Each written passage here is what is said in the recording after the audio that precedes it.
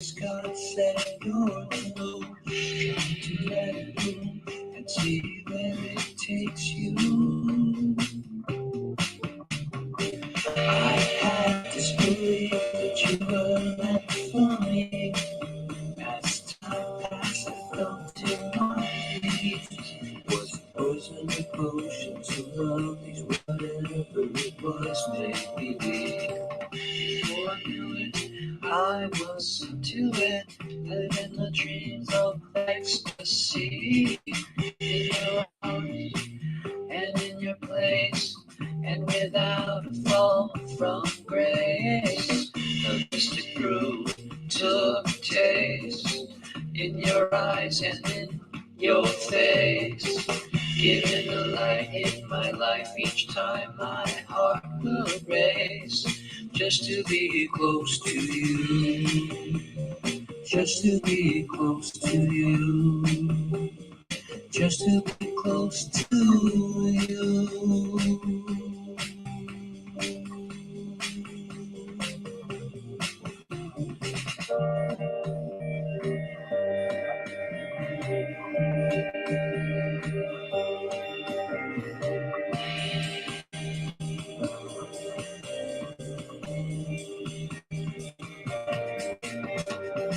I had this belief that you were meant for me. As time passed, I felt in my knees. Was it poison or potion to love these whatever it was made me weak. I had this belief that you were meant for me. Hey everybody, how's it going? I'm just setting up. We're streaming right now out to Facebook, YouTube, Twitch, and also on Twitter on social chats. So, hi Chase, how are you? Welcome. We are starting now. Let me go ahead and also say hi to Jennifer. Jennifer, how are you? It all started with you, Jennifer, of this journey. Brett, hi, how are you? Thank you for being here. Let me go ahead and tweet out that we are live. But yeah, I always have to say it all started out with Jennifer. People are going to ask me years from now. They're like, how did you get down this path? I'm like, well, it started out this one day. So you know what? I'm going to bring you up, Jennifer. See if you want to come up and say hi real quick. Because tonight's space is also about the Web 3.1 Unconference, and I'm excited about that because I met Chris in Web 2, so and then Jennifer, you too. I didn't even realize you even know Chris. Hi, how are you? It is a small, small, wonderfully connected world. And the fact that you and I hadn't bumped into each other until Twitter Spaces seems unlikely, but yet here we are, and I'm super glad that we have. Yeah, and like the more I think about the journey, how we all connected, and it kind of like, I was like, how did we get here? And I'm so gung ho about this whole unconference, and I'm so excited for them. So, here's Chris. I'm gonna bring him up. Hi, Christy. Hi, Tonya. Hi, Jennifer. Hi, Brent. Hi, everybody. Hello. So I gave Chris the microphone. I finally kind of like figured out what to do, how the direction of communication is going to go as far as how I was going to co-host so I can manage the settings and everything, but I figured it out. So now it's working. Hey, Chris, how are you? Good evening. How's everything down in South Florida this fine February evening? It is so beautiful. We have the snow has finally stopped falling, but we've got a little bit on the ground. So very nice today. Beautiful little scene, putting me back to Christmas. I think we're going to have an extra, 4 weeks, 6 weeks, whatever that was that they say on Groundhog's Day. Look, I'll take an extra 16 weeks at this point, as long as it means a shorter fire season. There you go. Oh my gosh. Yeah, and here I'm thinking, we have hurricanes. So, okay, so let's get back on track. Hey, everybody. Welcome to our first episode of the Tech Tuesday. I was planning to host these types of events. We still have not gone back to meeting in person. So we're just utilizing different virtual platform. And so this year has been to us since last year have been talking about Twitter Spaces. So I'm just thrilled to be able to host a space like this for Women in Communication, the South Florida chapter. And again, everyone, welcome. This is my name is Tonya Scholz. I am the president of AWCSF, our national chapter, which is AWC Connects, has been around since 1909. I am thrilled to announce that I've been the president since 2008. So which means that I was able to bring my chapter into Web 2 and by going to a tweet up, as they say, and I think Chris was there for Social Media Club South Florida. I was introduced to the Social Media Club. And I think that was back in 2008, probably 2000, like the end of 2007, 2008, something like that. And I always felt like, the social media was such an incredible time for all of us. And it gave us so much opportunity. And back then, no one really thought about social media. But then when I found this club, because Social Media Club, I felt like I found my tribe. At the time, I lost so many of my IRL friends, you want to call them. They couldn't understand why I was obsessed with this whole digital world back then. And so I embraced it and I went forward, and here we are in 2022. And I get an opportunity to chat with Chris again. And here he is, and he's putting together this Unconference Web 3.1, and he's the founder. Him and Christy are the founders of Social Media Club. And so you guys had a chance to listen to Christy Wells on our Empower Yourself Monday on February 14th. I've been dropping off some snippets, but tonight we have the pleasure to have Chris here in our space. And Chris, welcome. How are you? Very good. Thank you so much for having me. It's so good to see you again. And, it's one of these things where, as you were saying, there were so many of us in those early days who got connected through these tweet ups and, in different cities too. I think we met each other at one that Alex did down in Miami. And then a couple months later, we came back and we had that sushi up in Palm Beach or North Miami Beach or somewhere up there. But, I grew up in Miami, so I'm just fortunate to be able to come back and visit every now and then and see some friends and get to touch the sand and every now and then see like, oh my gosh, look how much the city is changing. And they're finally doing technology, 25 years ago, 25 years, how many years ago? No, it's more than that. So let's see, that would have been 95, no, 96. So 26 years ago, I was pitching the Miami Economic Development Board and Dade County and Miami Beach at various times on an initiative to make technology a major development plan for South Florida. And of course, they chose to do international finance back then. But it looks like now with Mayor Suarez and a bunch of other folks that they've kind of changed gears and you've got like a real tech interest going on down there now, eh? Yes, we're very much into tech on here. And that you came, I remember us doing that it was for support a beer, actually. They donated the beer for our events, and we called it, Demi actually made a whole video out of it, the sake bomb. And Sephora USA actually talked about that project because it only cost them like 2 cases of beer. and we were phenomenal. Yeah, and you guys were there, and we had a really fun event. But they still talked about it. They said that didn't cost them anything. They got a lot more brand recognition through that initiative than they did on anything that they paid for. So I don't think I never got a chance to even share that with you. They emailed me and no, I never heard that. That's cool. They thanked me for it. I was just like, okay. And they said that it's a project that they didn't expect nothing out of it, and that's what sold them for social media. Cool. So I have to find we had a similar experience working with Lenovo. Our good friend David Sherbuck was one of the VPs of, I guess, North American marketing for Lenovo at the time. And he had done this big thing. In fact, he was one of the very early pioneers in online customer support through social media. And what turns out to be a pretty famous dude now, Rick Clow, had problems with his Lenovo laptop, and he was heading to a big conference. And he couldn't get through to tech support. He couldn't get anything going. And he just tweeted about it, like how he pissed off. David happened to see the tweet. At the time he was working at an early social media startup. So it wasn't like it was a no one. He was known. But anyway, saw the tweet and got him a laptop shipped to him next day. And that became like one of the strong customer support stories.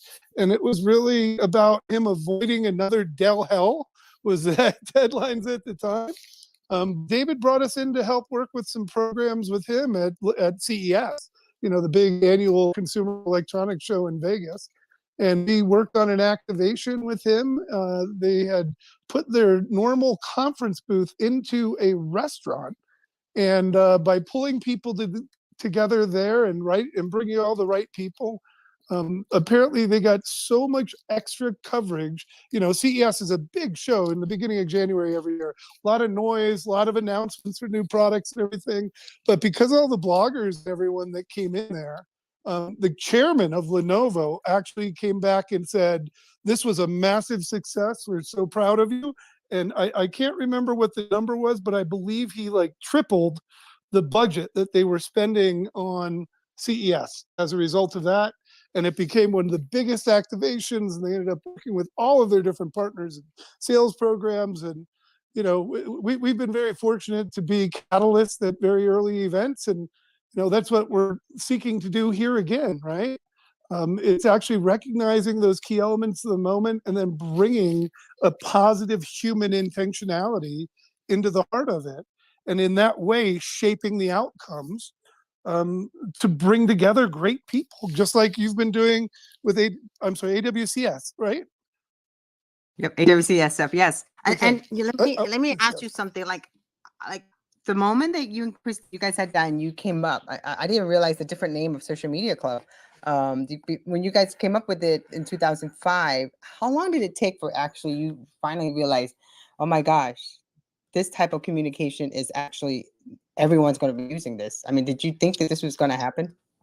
Oh, that was instant. And that's actually why we did it. And again, reason why coming out of our, as we say, working retirement here up in Lake Tahoe, that's a way, by the way, for us to not get lumped into all those remote workers who are destroying the mountain village and turning it into a Zoom town.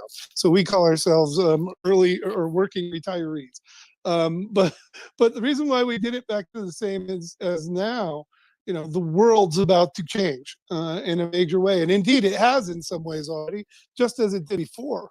But I was on a very early social network way before Facebook, one called Rise, R-Y-Z-E. That's way before Friendster as well, and many of the others.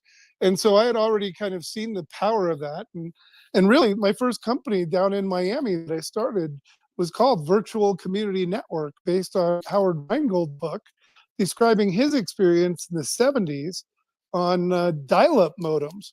So this is all just a furthering and a simplification and a wider distribution of communications technologies. And in that way, it has been shaped through various design decisions over the years. Like, for instance, one that we're all pretty familiar with here from Twitter, the decision to put follower count as a big, bold first metric that you really see. And that it creates a whole bunch of neuroscience and other sorts of elements that influences behavior in ways that we often don't understand until after we actually see the results. But now we do have a lot of lessons. We do have a lot of stuff to base our future designs on. And that's what we want to do here now with Web 3.1. And I didn't, that's a longer story. Let me shut up and let you ask another question. No worries. I'm the same way, so don't worry. Just the same way as you are. So don't worry. Go with it. Actually, maybe let me reset the space real quick. Sure. Chris, I didn't get a chance to ask you. Can you tell a listener a little bit about yourself and what have you been doing and where do you see yourself going with this project? Yep. So I'm Christy Wells's husband, and I'm going to go as far as I can in that role, and hopefully we'll make some impacts on the world together. Well, that was really precise information there. You don't hear, I hear her in the other room. Christy Wells is my wife, by the way, for those of you who don't know, and she's in the other room laughing, but she didn't want to say anything, so that's very, very funny of her. Christy, come on, get off the microphone. Or get on the microphone. What would you like me to say, Chris? I don't know. Tell me where we're going with this. Well, actually, no, that's not fair because much like Social Media Club, which actually was Chris's idea, I am fortunate that I've married an entrepreneurial brainiac who has a great vision for connecting people, resources, just ideas across the board. And I am forever grateful for that brain. But I'm also, as the tactical implementer of those ideas, I actually always like to kind of stay a little behind it all, like stay in the background a little bit. So Chris, I want you to explain the vision. I want you to explain what's next. I think it's only fair. It's your big idea. You do it the best justice. I love you, but this is not the role I want right now. All right. So today I'm going to be Chris Hewer's wife. How's that? Okay. Hey, I'm in trouble. You know what that means later, don't you? Oh, I'm gonna hear it. Hey, anyways, no, let's be serious. Not at all. Okay, so the question was, when did I see it? So you were talking about 2005. So let me spend just a minute there, and I'm going to get out of it quick and come to the current story. But yeah, I've been working in virtual community for a while, and actually, what happened was I went to the first bar camp, and there was this huge thing happening with Web 2. That was, in my mind, it was kind of silly versioning the web, but as we've learned over the years, it was really just kind of a symbol or a brand for the movement itself to represent this bigger ideal. But at that first bar camp is where it really all came together. And I'd already been talking to people behind a lot of these companies. We had already met, Stuart Butterfield from Flickr back then. Of course, Stuart is now famous for being the CEO of Slack and growing that tremendous company that they did. But we had already been meeting all these leaders of these Web 2 companies. What we saw was that it was really a tech-led revolution, which makes sense. But it was also all inside baseball tech talk. It was also, really geared towards developers. And in that way, it's pretty much literally speaking a foreign language to some people. So when we put on our first event after that first bar camp in the fall of 2005, that was Web 2.1. So in October 2005, we brought together somewhere around 100 people, I guess, including some pretty cool folks like Jeff Jarvis and a bunch of other people who were in town for the Web 2.0 conference that Tim O'Reilly was hosting. We had it in a local TV studio, so we had made the big time already. And we put that whole event together in a week. And what really happened is that the week before, I was walking across the street and I was contemplating it. I was running it over with a couple of friends. Hey, should we do this? Should we not do it? It looks like a good opportunity. It's a real need. We need to open up the space to have more than technologists involved and make it a more open and welcoming space to more people. And so I'm walking across the street and I was just scared to death it was going to be like my 4th birthday party and no one was going to come because it was only a week out and it was just me and who the heck likes me and, all that self-doubt and crap that we go through. And literally I was in the middle of the intersection on 14th and Sanchez and I just said, if I may, fuck it. If it's not me, someone else is going to be doing this. Let's try.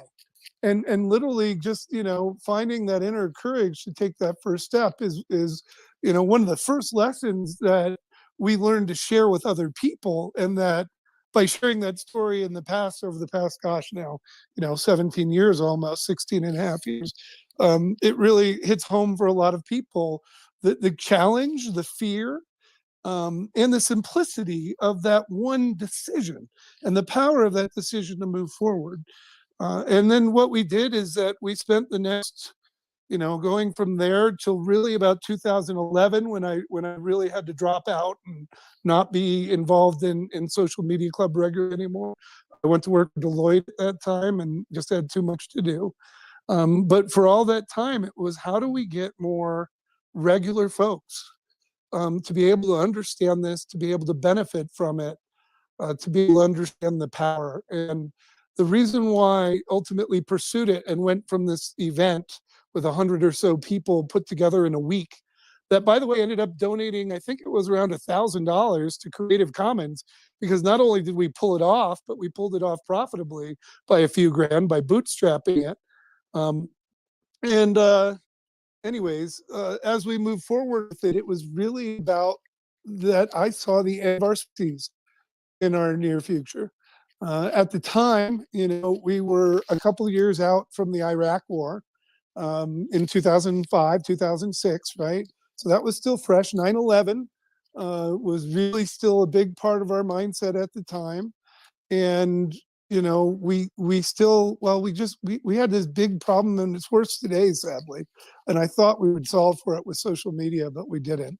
But this other problem, that seeing people as the other instead of as us, as separate of who we were, and that was creating, and is still creating, more so today, again, sadly, a big divide between our common humanity.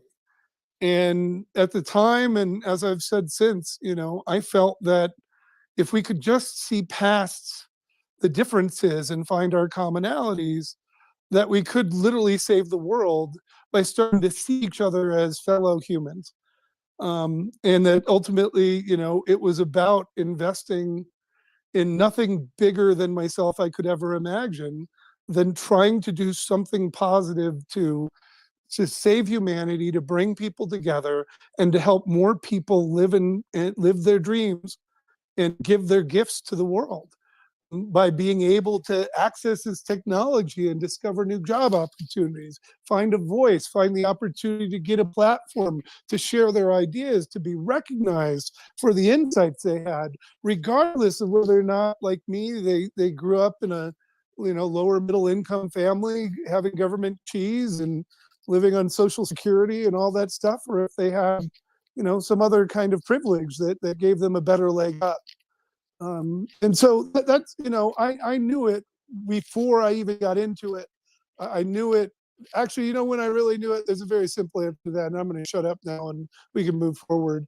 But I knew it when I was selling advertising for Miami New Times, and one of the cold walk-ins on the advertiser side was an internet service provider. It was one of the first ISPs in Florida, and it wanted to advertise in the New Times. And I randomly got that lead. And after talking to Shadow Internet for a little while, all of a sudden I started teaching myself everything about the internet, not by going to the library. The library didn't have any books. The internet didn't have any information about building on the internet. But by going to Borders bookstore every day after work from 5 o'clock until about 10:30 or 11, having a cup of coffee or a cappuccino, and reading any book they got on the internet, the technologies and whatever. And the one book that really struck me was Howard Rheingold's Virtual Community Network. And so back at that day in '94, that weird evening in the Borders bookstore off of 98th and US 1, near Kendall Drive, I woke up and I said, this is going to be my life. And now 28 years later, we're talking on a Twitter space about what's next. And what's next is going to change the world even more than anything we've experienced since. Wow. Thank you for sharing that. I'm so happy I have this in a snippet. Like I'm like, this is the kind of information, I didn't know about that actually. That's why I love, that's my new thing now. So when people talk about content creation, what do we do next, in content creation? And I'm kind of like, well, host a Twitter spaces and collect snippets and put that out as your content. And so you sharing that story has been incredible. Thank you for sharing that. I did not know that. Hey, Emily. Emily's here. Awesome. Hey, Emily. Hey, and the other thing I've got to say is everyone has their own story and their own path to it. And it's about being able to find, gosh, I just remember really quickly, like when I went in debate in high school, God, I was I was so afraid. I just can't tell you how afraid I was. I didn't quite be myself, but I was shaking like a leaf, like you wouldn't believe. And what I really want to do is let more people know that whatever you really dream, you can find a way to do it. And that's what this is all about, It's about people being able to look in themselves and say, hey, that's not so unusual than how I felt. And to recognize that you can have that feeling and you can still move forward, right? Because courage isn't the absence of fear, it is action in the face of fear. And anyways, I just hope more people are able to realize their dreams, and that's what it's really all about. And I love that. And I feel like talking about our next subject matter is so important about sharing and talk about community, and especially in a virtual digital world. Hi, Emily. So Emily is our communication director. So I'm so glad she can join us. Hi, Me Emily. too, Tonya. Sorry to be so late tonight, but I'm excited I was able to jump in. Yeah, I appreciate being able to. You had a long day. Now you got to get ready for bed with the kids. I know, right? No, it's been a very long one. We just came out of Miami Boat Show, so today has felt like it's in like fast forward here. Yeah, so Emily and I have been talking about Web3 forever. It seems that way, but it's only been like 7 months, 8 months. We talked about it. And then now here we are. And then I go into a space. I didn't even realize I saw Chris. I was like, what's he doing here in a Twitter space? This is like a few months ago. Then there he was talking about Web 3.1. And I was like, oh, what's going on here? So Chris, now you have another agency you're with, that you're one of the principal, and you're developing this Unconference. Can you tell our listener a little bit about the philosophy about the Unconference? Because a lot of them, I've spoken about it, but a lot of people don't understand and can't understand the different analogy of it. Can you share with us on what the mean by Unconference? And so there's a lot of people who talk about Unconferences in different ways. I've seen a lot of people brand traditional speaker-oriented, scheduled, all that stuff, events just as an Unconference, just to kind of have a little grassroots feel to it. But the idea of the Unconference is a participant-driven, participant-led event. And it's actually based on technology from this gentleman, Harrison Cohen, who I was very fortunate to interview once in Potomac, Maryland. And I got all sorts of stories about the beginning of this stuff from the beginning, where like basically at one time where they used this format of the event. You've got the idea of just basically simple keynotes, panels, breakout rooms, workshops. Those are your traditional language of the conference, right? Well, the open space is literally that. It's about opening of a space and allowing whatever is about to happen to happen. Now, of course, it's not that simple. There's a little bit more to it. Biggest point being the intentionality of the invitation and the energy that we bring into it to shape what is it that we're talking about? Who is it that shows up, right? Because the invitation itself is something that's going to resonate with different people. So the idea here of Web 3.1 means a little bit of understanding of Web 3 and why the heck are these people going past it to Web 3.1, and that's a whole other story we'll answer later. But let me explain what the Unconference experience is like. So with the open space, what happens is people come together after getting this invitation, and we basically set up a grid with a number of different rooms and different time slots. So very much like a regular conference schedule, right? Except that there's nothing programmed. In fact, well, actually, we're going to have a couple of things programmed because we had so many people who wanted to talk and so many really cool ideas, and other people who just wanted to do an unconference that we've allowed for a few of them to get pre-programmed. But anyways, that's a minor difference. But the point being is, if you have something that you want to talk about, a question, an issue, something to do with society. Certainly, there's issues around democracy to talk about right now. There's issues to talk about regulation. There's the whole collectibles aspect of NFTs. There's the problems with wallets. There's issues with, like, how do you have trust with this trust technology? Or if it's just, what the heck is it that everyone's talking about, and why is my kid hanging out with a bunch of apes, right? And what does that have to do with things? Whatever the question, whatever the issue, or whatever the idea, which is really the real power comes in, because we have a couple of people who have some ideas that they're working on. One in particular who has a patent, and another one who's actually got the schema and almost a full white paper for a new piece of technology. But they're both looking for teams, for other startup founders, if you will, and people to join their projects, where they're able to basically pitch and say, I want to have a session to talk about this idea, to talk about my project, to discuss this societal problem that we're sharing. And then from there, people pretty much follow their own path and go to the different sessions throughout the day. And instead of having a PowerPoint, you have a conversation.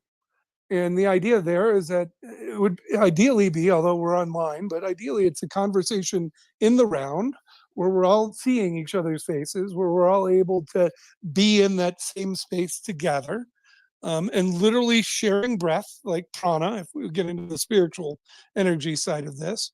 And now we're going to host it online. It looks a little different with the technology, but the format concept is still the same. It's intended to be group conversations. So maybe if we would, to make it a little bit more familiar, pretty much what you would get in a Zoom room with a bunch of people working together talking about the same issue. And so we've got all those room dynamics and what have you. And then the idea is that people within that meeting are capturing notes. In our case now, it'll be a shared Google Doc of what people are talking about, what people are sharing. And of course, since it's the Google Doc that's going to be open to everyone in the session, people can add their own thoughts into it if they're not able to speak it, or if you're not comfortable speaking up. So it gives a way for everyone really to participate and share that knowledge and their insights and their experiences together, and hopefully walk away from that not only more well-informed, but with new bonds, with new potential partners, with new opportunities, maybe with a new job, or maybe with a new founder to build a new company with. Or maybe it's just coming away with a better understanding or a new perspective on an old issue that's really been, dogging at you for years. And you heard something new and insightful that really, really sparks a different way of thinking and feeling. But it is that sort of power of that participant-led thing, a participant-led event, where everyone's not really an attendee, but everyone is contributing in some way. And by the way, an interesting thing in that is that many times the people who are silent are some of the best contributors because of what they do with what they hear and how they carry that forward out into the world. So one last thing on unconferences here, and I'm going to see if I can remember it because I haven't thought of it in 2 weeks and I've been crazed all day. But they're generally kind of four, they're not rules or laws, but four kind of guidelines to the unconference. Let's see if I can get them in order now. The first thing is whenever it starts is when it starts. Whoever it comes are the right people to come.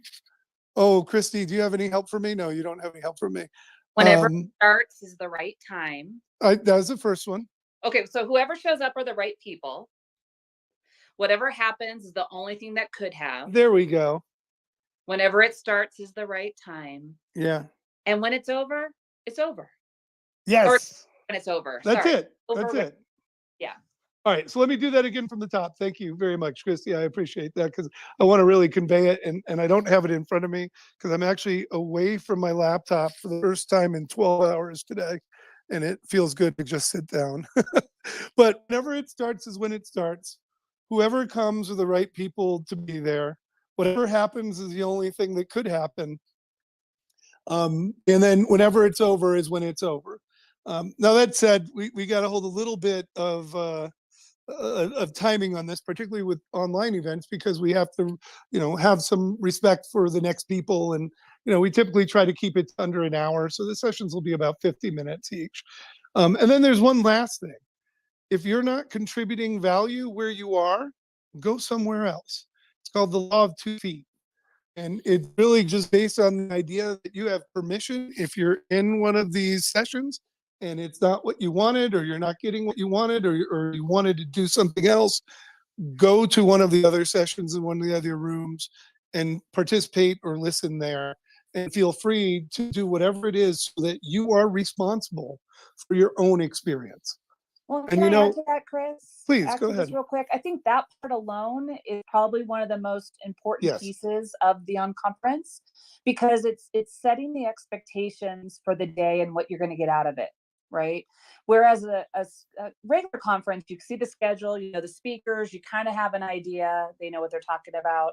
And on conference, we're inviting anybody who's passionate about Web3, innovating, advocating, fixing, whatever that may be, to come together and talk about it. And I think that for everyone who attends in the Unconference, it's critical that you get out of it. You will get out of it what you put into it, right? You can sit there and just listen all day, and the hope is that you learn new things, you meet new people. As Chris said, maybe you find collaborators for your new project.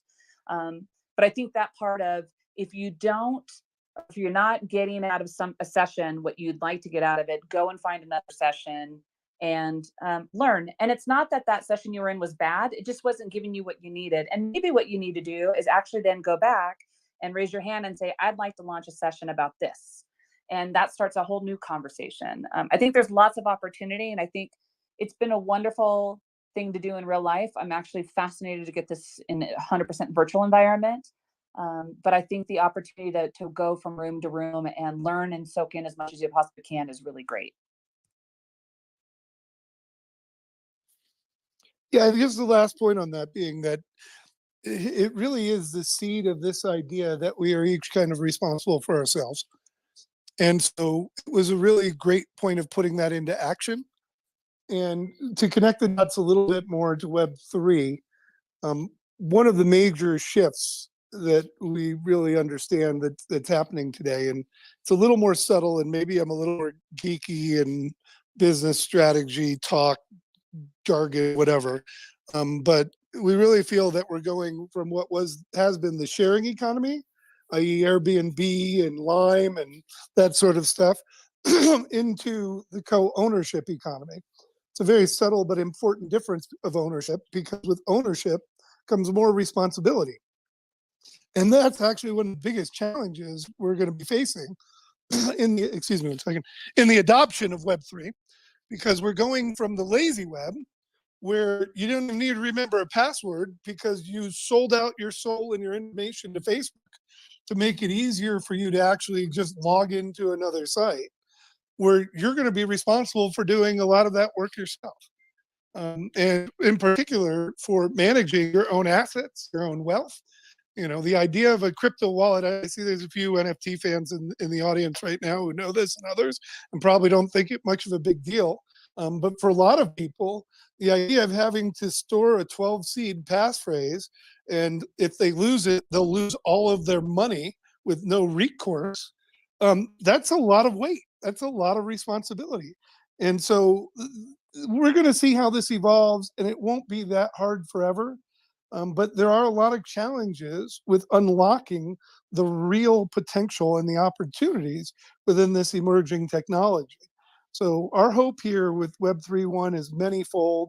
It is about actually shaping the technology to ensure that it's in service of humanity and really what its true potential is, which is building an entirely different and more powerful socioeconomic foundation on which each of us can earn and learn and grow and share, as Jennifer likes to keep pointing out, and I agree wholeheartedly.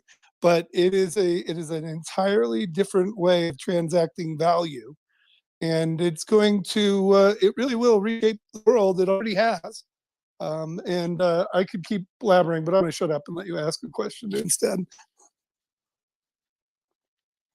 No, you're doing great. I mean, I'm so Tonya, glad I'd you're actually doing- like to learn this trick of yours that Chris is saying. He's going to keep shutting up and let you ask some questions, because that's an art I have not yet learned in about 20 years. So we'll have to talk. You should just be nicer to me, and then maybe I will. Is that what it is? You make it sound like it's such an easy thing. It's not easy, honey. I know. It's all good. We joke a lot, by the way, for anyone listening. We have a good, funny life until it's not funny anymore. But that's a different story for a different day. It's still funny right now. We're good. Awesome. No, I've been with the same person for years. Sometimes you just have to, you get so comfortable and you start laughing at all the stupid stuff that you used to get mad about. Then you kind of like laugh because you don't know why you were like mad about it in the first place. So yeah, I have a really funny relationship, but it makes us young. So Yes. I noticed that on your on the speakers, you have like incredible speakers. I mean, it's one about the Unconference, but also the headliners. But can you tell us a bit more about the whole conference? Because I know you have one free for the Unconference, and I'm trying to figure out like so. Yeah, let me people make that it do the clear. I'm Unconference- sorry. It got complicated a little bit, and it's, you know, to achieve what we want in the world, sometimes things get complicated. And if you really want to know what complexity it is, talk to somebody building a cryptocurrency or a token, because they'll tell you all 30 steps it takes to make it, you know, be backed by value. Which is another part of the problem, because we've got to de-jargonize that whole thing to make it approachable and make it understandable. I'll tell you about the conference in a second, but let me just close out that point, because you know, right now there is a wonderful company out there that is paying you for your data, and you may not even realize it. And that company is called Raccoon. And there's a couple of others out there, Honey and others, but they're not doing crypto. They are actually doing a data brokerage business, and they are selling your data to other companies. And they don't pitch it as, you own your data, we're going to help you sell it. They pitch it as, spend money and we'll give you money back. So what I just want to point out there is the simplicity that we're really looking for. And, you know, I just went to ETH Denver last week, and wonderful. Oh my God, the energy makes me so excited. There's actually a whole bunch of NFT projects I'm excited about, which is weird because I haven't been excited about any NFT projects really lately, at all, really at all. But anyways, so part of it is like, how do we get to that world? And how do we get to that world? Thankfully, Jennifer reminded me that there's a lot of people like you, Tonya, and like Jennifer and others, who are the sort of bridge builders between the, you know, between the traditional PR people and communicators, between the community leaders, between religious leaders, between everyone and this emerging technology, who come in and translate and help do it. The educators and the evangelists. So when we started out, my original idea with the event was, let's do something that we can get more people into Web3. And that is still part of the goal. But as we started looking at it and really understanding more aspects of the technology and this massive number of companies out there, and really where it's at, you know, it's honestly not ready for time, but it's on the verge of it. So if you think you're coming into it now and you're late, you're still not late. You're still pretty early. You're not the earliest. You can't claim first, but it's still a pretty early time to get in on it. So anyways, we decided to shift more towards serving those educators and evangelists of people who are trying to learn, as well as certain early adopters who are community leaders, entrepreneurs, social impact folks, and small business people, as well as, of course, artists, because artists are a huge part of this. So the whole creator economy, and others who are just trying to kind of figure this out and are willing to put up with some of the insidery jargon, and push through some of the like pains of using this early technology to try to learn more, to understand how it will impact their future, so that they're going to be there in advance of it all arriving and be ready for it when it comes. And I would say it's like the equivalent of being on CompuServe or Prodigy in the early 90s, being preparing you to get onto the internet and the web when it blew up in the mid 90s. But the conference itself, to your point, we're pitching the Unconference because we want it to be for everyone. We're pitching the Unconference because we want to learn, and there's so much going on. We don't know everything. We don't know. Shoot, I barely know anything about this, and I'm still learning like everyone else. And so the Unconference is that opportunity to get a real view into what is it that people want to learn, what is it that people want to do, what is it that they're trying to accomplish, and then to allow the space in which those ideas can grow. So it's really, really exciting, but the challenge being to make it inclusive so that we're able to actually not exclude people. We really wanted to do it for free. But it's not free to produce. It costs, we've got a team, we've got graphics had to be built. Whatever. We spent some money, and we're going to lose some money at the end of the day. But we had to find a way to offset the cost. So what we realized the best pattern to follow is what I learned in the very early days of a bunch of this internet stuff. In fact, following what the Internet Identity Workshop did, which is a fantastic group putting out identity standards and open source stuff, single sign-on, so many other things that they've been involved with over the years. But anyways, was to do a summit leading into the Unconference. So we have a summit day, a leadership summit that is charged. Ticket price is $310. We're going with the 3-1 theme, just like, we're holding the event on the Unconference on March 1st. So that's where we hit the $310 and try to make it all thematic. But what's we're able to do is offset the cost of putting it all together by holding the leadership summer for maybe a smaller group of people who are really interested, who really need to learn from experts that are out there. And so we've been able to pull together through Tina Hui's network and my own and all of our friends, some amazing speakers. We pre-recorded something with Bram Cohen the other day. Bram's the guy who created BitTorrent, basically, one of the chief developers. He's also behind a new project called Chia, which has a different approach to doing cryptocurrency and blockchain-based transactions. Really some fascinating stuff, and his insights.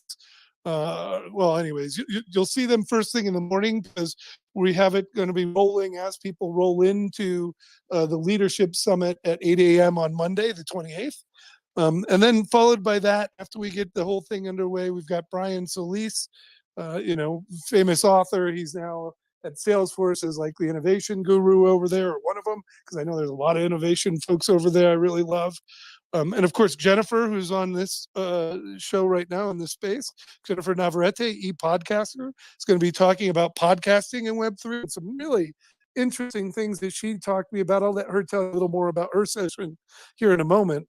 But then we've got experts in AI we've got experts in leadership. In fact, I've built an entire little mini leadership track in the morning where we're going to be talking about the power of culture to create sustained engagement, and how culture is the big factor that changes the difference between your actual performance and your potential performance of any team or organization.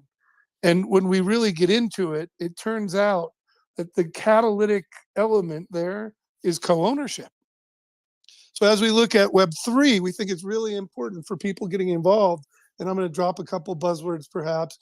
There's these things called DAOs, which are a new type of community organization, but they very much operate like co-ops or collectives of the past.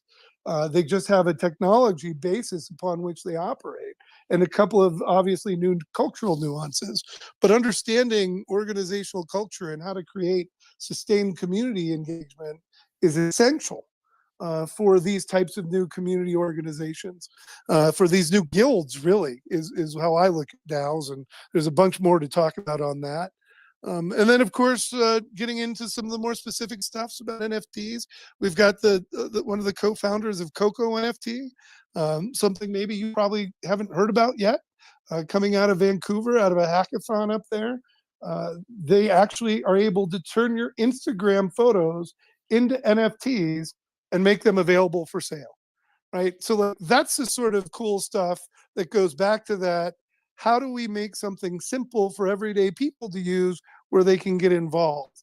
And, I've set up a few of our golden retriever puppy photos in my own Coco NFT marketplace over there. I just set it up the other day, but, just trying to sell them for maybe 50, 60 bucks and try to make some money on some of these. It's a great opportunity for photographers and artists. And then even beyond that, we're getting into investing in crypto, and we've got Thor Mueller talking about DAOs, and let's see, Amy Lee McDaniel is a really great lawyer who's going to be talking about digital rights management and IP. We're talking about education actually a really fantastic young guy called Augustine Cortez has developed a new idea around how do we take our reputation and our skills and our competencies and be able to carry them with us so that others may be able to see them more easily, that we basically own our own reputation and how we move that forward. And then I've got actually a couple of people who aren't necessarily anti-Bitcoin, but they're anti what some people call maximalists, and they're the people who are shouting from the rooftops like buy Bitcoin, buy Bitcoin, buy Bitcoin. It's going to change everything. It change the world. It's a lot of hype men sort of stuff. That's one of my biggest problems, by the way. Too many hype men, too much sizzle, not enough steak. So we got to look around a lot more closely for a lot of that. But then we're also talking about local startup ecosystems and how local startup ecosystems are actually tapping into the power of DAOs and cryptocurrencies to create entirely new forms of local ecosystems supporting startups through a pay it forward sort of model. And gosh, there's just so much more than that. But so the idea being very simply, again, go back to the simple side is there's the Unconference Day, March 1st, which is really the lead and the main focus. We've already got 150, 200 people signed up for that, I think, something like that. So we're expecting a reasonable turnout, though it's a free event. So what, half of those people show up, right? Whatever that might be. And then on the day before, we have a leadership summit, which is a paid event, which if you're actually listening now, we've got a couple of people actually, as long as Jennifer's here. Actually, I don't remember. Jennifer, what is your discount code? It's podcaster. She had to jump for another meeting. Oh, okay. So, so if you use Jennifer's discount code for ePodcaster, that's her Twitter handle, you get $110 off the ticket, and it ends up being $200 instead of $310. And then you'll get invited to some special networking, have access to all the video sessions from this leadership summit on demand, and of course can join live for the sessions and ask questions or participate and meet the other participants and network them all live. And it's more of a traditional online conference in that way. And Chris, if I may, I know we're coming up on time, but I just wanted to add, I think the thing that is really also important to convey, you did a great job explaining or doing a good overview of the sessions and the speakers that are going to be presenting. I think no matter how long you've been in the Web3 world, whether you've been developing on the blockchain for 8 years, or you just learned what the word NFT meant this morning, there's going to be a little something for everyone. And I don't know if that conveyed over some of the things. There's going to be some real technical talks, where people are like, what does it take to develop on the blockchain and do all this, as well as decentralized finance. But then there's also going to be some very high level inspirational why you need to consider it. And I think that's the beauty here, is that no matter what your expertise is in this space, we're hoping there's a little something for everyone. And so that's the part that excites me about it too, not just the diversity of the topics and the speakers, but also of the expertise levels. Well, I registered. I want to talk about NFT music, and I have Alton here too. He's in Germany. Tonya, you're going to love the last 2 sessions. We've got Malik Nazer, who's going to be dialing in from Japan, who's actually going to be talking about the future of music. And then we've also got Jonathan Mann, who's going to follow him, talking about his Song a Day DAO project that he led. And so there's going to be 2 specific music tracks that I think will be kind of interesting for folks to tune into. So lots of learnings to participate, amplify, maybe get involved as well. Definitely. And as everyone, it's about 7:51. I want to be mindful to our time, but if anybody wants to grab the mic, ask some questions to Chris and Christy, because this is a big treat, by the way, to have them both in the same space. Because I'm, like I said, they're like, when you think of social media and how we communicate today, think of these two. Because really, and when they tell me the stories and the journey, I'm always like so in shock and so like in awe at the same time. So I'm excited about the Unconference, and I'll be promoting that. We are now streaming on, and actually this was promoted on I think I promoted everywhere actually, on our event page, our meetup page. We sent it out through our email blast. We put it on streaming on Facebook, our group page, and our Twitter and our Twitch, because we want people to know more about it, because it's a great opportunity, and all you have to do is show up, right? And what's the website? It's Web 3.1, or I'm sorry. Oh, I keep saying that. I wish it was. Those URLs are too long.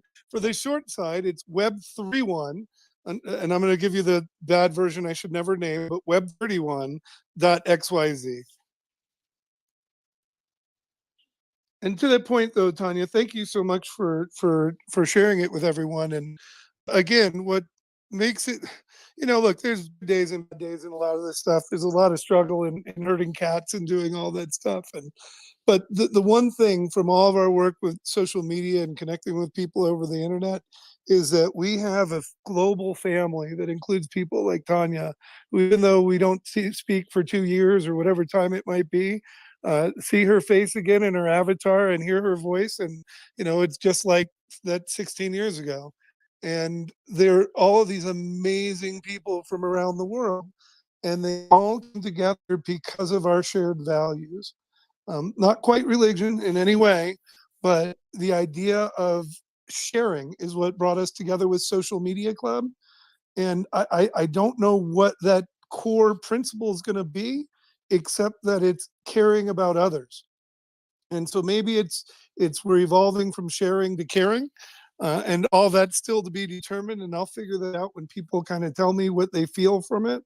But the reason why we're here is we can have any future we want, but we have to actively design it. And right now, there are, I don't know how many hundreds of thousands or potentially millions of people out there learning to code or coding already who are building that future. And we need to get involved in conversations with them so that they can better understand our human needs and have empathy for us each as individuals and our unique situations and the challenges we face and the strife and the love and the laughter and all of it. And the more we can actually get to know each other and get to talk together and talk about these kind of common issues and conversations, the better chance we have to shape that future in a way that serves not only me, but you and the world as a whole.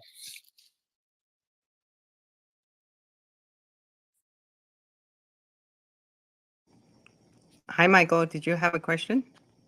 Yes, I did. Thank you, Tonya and AWC, for allowing me to come up. Chris, you mentioned that it comes to $200. Is that an annual fee or is it every 6 months?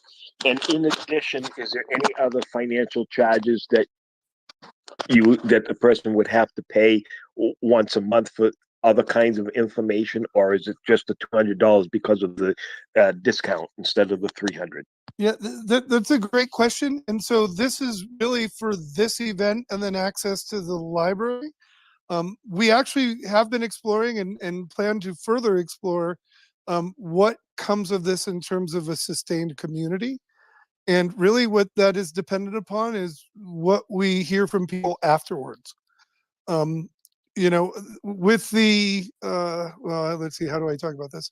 So yeah, so there may be some future organization with which being a participant here will get you a discount. So that's for sure.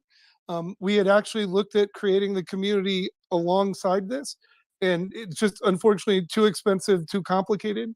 To just be more than forthright, I'm basically bootstrapping this with the last of my reserve funds for the business. Again, we're forming a community, and I do hope to eventually make some of that money back. But right now, it's pretty much just a community building cost on our shoulders. So what the future has, if we do it and there is a community out of it, the chances are there's a few $100s more for an annual membership to get involved in the whole thing, which will be less if you end up buying one of these tickets.